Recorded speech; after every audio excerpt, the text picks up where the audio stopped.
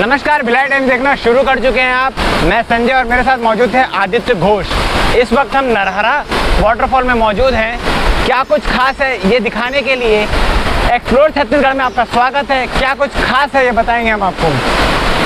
यहाँ नरहरा में क्या मान्यताएं है, क्या रहस्य छुपे हैं, हम आपको पूरे डिटेल में बताएंगे।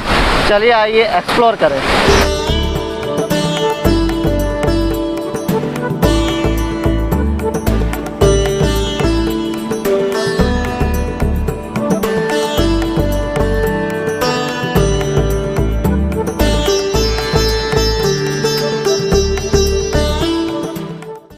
प्रकृति के अनुपम सौंदर्य समेटे एक स्थल, नरहरा देव धाम का पावन स्थल।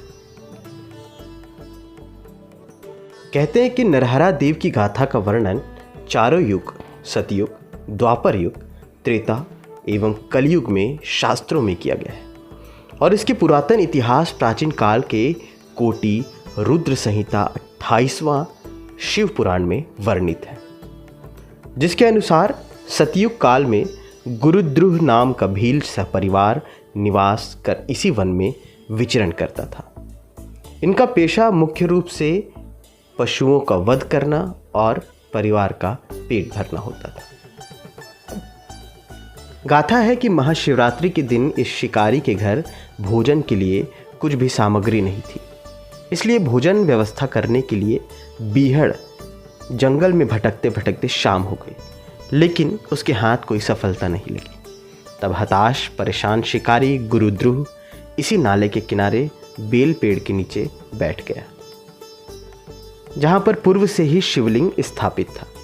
नाले में पानी भरा था, जिसे देखकर सोचने लगा कि कोई न कोई जानवर पानी पीने आएगा, उसे धनुष बाण से मार डालूंगा और घर ले आऊंगा। रात गहरी होती गई और एक सुंदर मुख वाली हिरनी पानी पीने पहुंची, जिसे देखकर शिकारी ने तरकश में बाण चढ़ाया तो बेलपत्र नीचे शिवलिंग में जा गिरा। बाण छोड़ने के पहले शिकारी से हिरणों ने कहा, क्या कर रहे हो? तो शिकारी ने कहा, तुम्हें मारकर अपने घर ले जाऊंगा, मेरा भूखा परिवार भोजन कर लेगा। तभी हिरनी ने बोला, ठीक है, मेरा मांस खाकर तुम्हारे परिवार की भूख मिट जाएगी तो मैं धन्य हो जाऊंगी, लेकिन एक शर्त है, मैं घर जाकर अपने परिवार को बता कर आती हूँ, फिर मुझे मार लेना। और शिकारी ने उसकी बात मान ली, कहा ठीक है। इधर हिरणी की खोज में उसकी दूसरी बहन हिरणी निकल पड़ी और उसी स्थल पर जा पहुंची। उसे देखकर शिकारी ने पुनः धनुष बाण उठाया तो शिवलिंग में फिर से बेलपत्र गिरा। तभी हिरणी बोली, क्या चाहते हो? शिकारी ने फिर से उसे वही जवाब दिया तो हिरणी बोली, रुक जाओ, मैं अपने पति और बच्चों को बता कर आती हूँ, फिर मुझे मार लेना। शिकारी ने हाँ कर दी। तीसरी बार इस स्थल में हिरण पहुँचा, जिसे देखकर शिकारी ने फिर से धनुष बाण उठाया और फिर से बेलपत्र शिवलिंग में जा गिरा। इस प्रकार 3 बार समयांतर में बेलपत्र शिवलिंग में गिरने से शिकारी के तीनों प्रहर की पूजा अनजाने में हो गई। इधर हिरण से जवाब तलब होने के पश्चात हिरण अपने घर गया, जहां अपने दोनों हिरणी पत्नियों तथा बच्चों के साथ वापस आया। हिरणी तथा हिरण अपनी अपनी बातें बताई और हिरण अपने परिवार सहित उस शिकारी के पास चला गया। परिवार को देखकर शिकारी ने धनुष बाण फिर से उठाया तो चौथी बार भी बेलपत्र शिवलिंग में जा गिरा और महाशिवरात्रि के दिन शिवजी की चारों पहर पूजा अनजाने में हो गई। मृग के परिवार सहित उपस्थित होने के कारण शिकारी का हृदय परिवर्तन हुआ और सोचने लगा कि धन्य है वो जीव जो दूसरों के काम आए। तभी भगवान शंकर प्रकट हुए और शिकारी गुरुद्रुह भगवान शंकर के पैरों में गिरकर क्षमा याचना कर मांगने लगा। तब भगवान शंकर ने उसे वरदान दिया कि तुम 28वें त्रेता युग में श्रृंगबेरपुर में निषाद समाज के राजा बनोगे और तुम गुहा निषाद राज के नाम से प्रसिद्ध पाओगे। श्री राम से मित्रता होगी और मोक्ष की प्राप्ति होगी।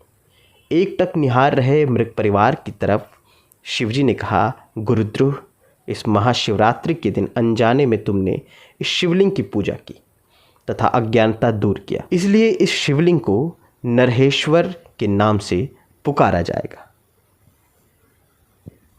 हाँ, बाबा जी प्रसिद्ध हो गया है ना। और भील जाति को बताया कि देखो यहाँ है, हिरन का शिकार मत करो, तुम यहाँ पूजा पाठ करो, जो भी मन्नत मांगोगे मैं दूंगा। यहाँ भील जाति के जो नाहर जाति का था उसको बताया था, इसलिए इसका नाम नाहर जाति का है, इसलिए नरहरा पड़ा। और यहाँ 2016 में हाथी आए थे, हमारे साथ उस जगह सोया था, वो गौशाला था, वहाँ पे किसी को नुकसान नहीं किया।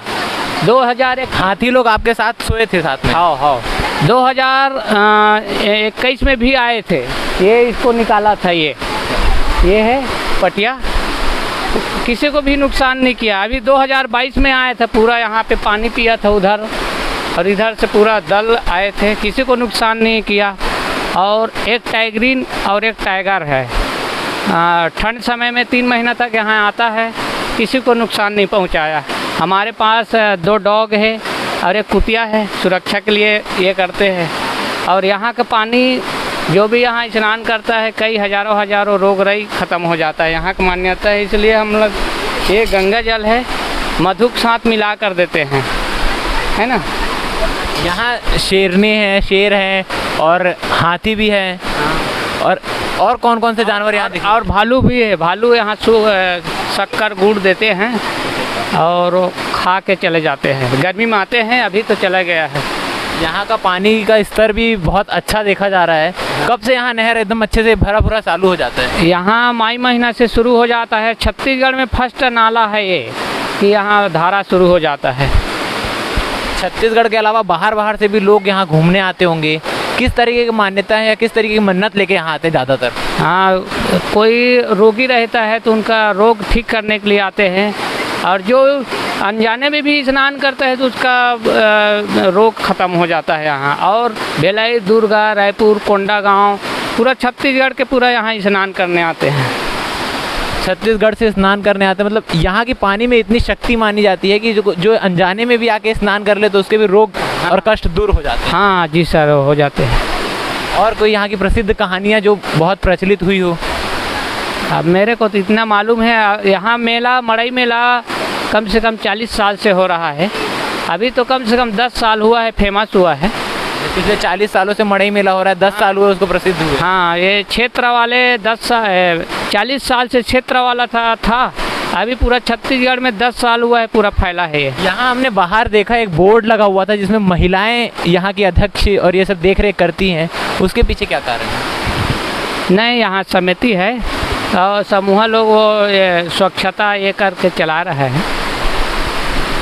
ये यहाँ के पंडित जी थे जिन्होंने बताया कि आखिर नरहरा नाम क्यों पड़ा और क्या मान्यता है। यहाँ की पानी में इतनी शक्ति है कि जो अनजाने में भी आकर यहाँ स्नान कर ले उसके रोग कष्ट दूर हो जाते हैं।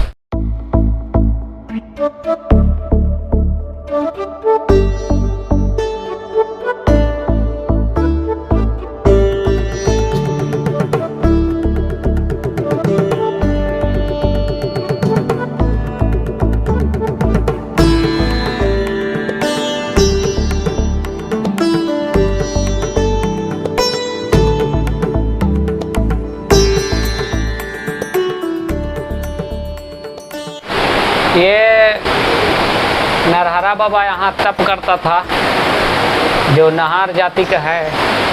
और ये जो छत है ये पत्थर का हजारों साल का है, इसीलिए इसका नरहरा नाम पड़ा। ऋषि मुनि लोग सब यहाँ तप करते थे।